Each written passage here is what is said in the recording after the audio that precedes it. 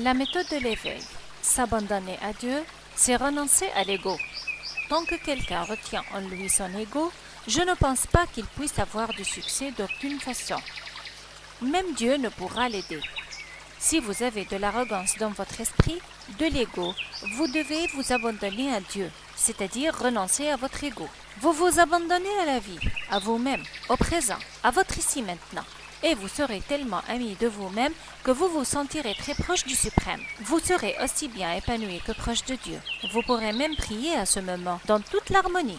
D'ailleurs, c'est très visible et percevable dans l'exercice méditatif que je vous propose dans la méthode de l'éveil.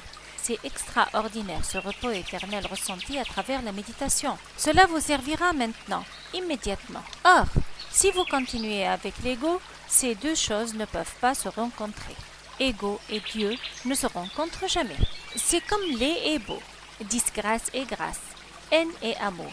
Vous devez dissoudre votre ego dans la divinité comme une rivière qui fond dans l'océan et devenir avec votre divinité. C'est ce qu'on appelle s'abandonner. Vous rencontrerez beaucoup ce terme dans vos exercices méditatifs proposés dans la méthode de l'éveil. Il y en a qui aillent chercher Dieu à l'extérieur, dans les fantasmes des capricieux. Cherchez-le d'abord en vous, dans le cœur qui bat. Écoutez votre cœur, puis allez le chercher.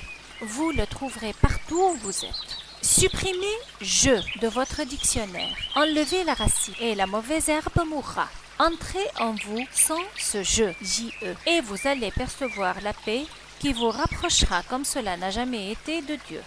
Le « je » signifie le corps, la matière, l'impermanence, le mental, l'ego, l'orgueil. Le « je » est identifié à tout cela. Donc, comment le corps pourrait-il voir la lumière divine, se prendre pour son corps et chercher Dieu? La prière se fait principalement par le moi, par l'être, par l'esprit éternel, dans la pureté, dans l'amour éternel et pur, dans la construction saine. Le corps qui prie doit passer par la prière spirituelle primordialement, sinon ce n'est que mensonge et perturbation. D'où plusieurs disent que Satan aime leur rendre visite lors de la prière. C'est un lieu saint. Diable n'y a pas de place. Diable est en votre corps ce qui est le sang pour la libellule. Si vous mettez la libellule dans un lieu démuni de sang, elle finira de grandir. Par analogie, si vous purifiez votre corps du jeu, le mental hanté par diable se tranchera dans votre esprit et n'aura plus de pouvoir sur vous, car vous serez une âme et corps. Rien ne vous divisera et vos prières le long de la journée seront une continuité de votre existence unifiée et non tranchement fin de diable. Libérez-vous du jeu.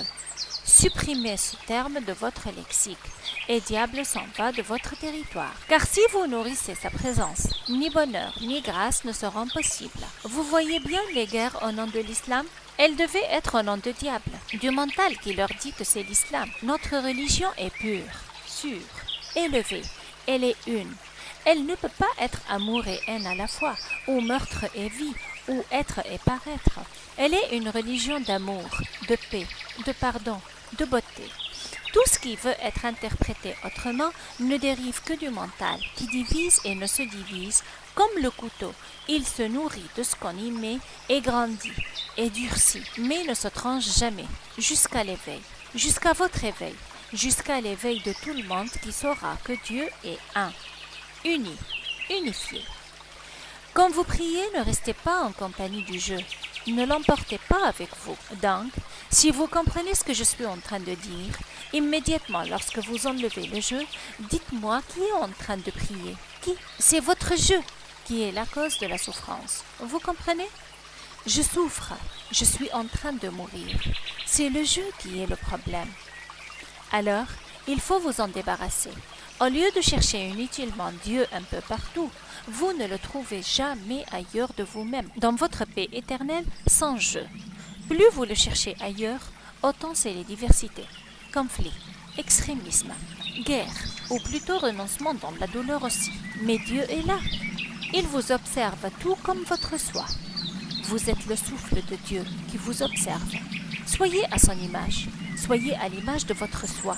Soyez vous, et vous trouverez Dieu. C'est cela ce qu'on entend en fait par « fais à ta faim », comme si tu allais mourir demain. C'est Sidna alayhi salatu wassalam qui nous appelle ici à être unis avec soi pour entrer dans la vraie piété éternelle. Mais dire ceci et cacher cela, ou faire ceci et non cela, ne peut que séquestrer dans la ruine du jugement, de la condamnation de la fin préméditée aux enfers, croyant par ignorance que c'est une préparation à l'Éden. On se croit pieux et on ment, en hypocrisie, en convoite, en jalouse, en concurrence avidement, etc.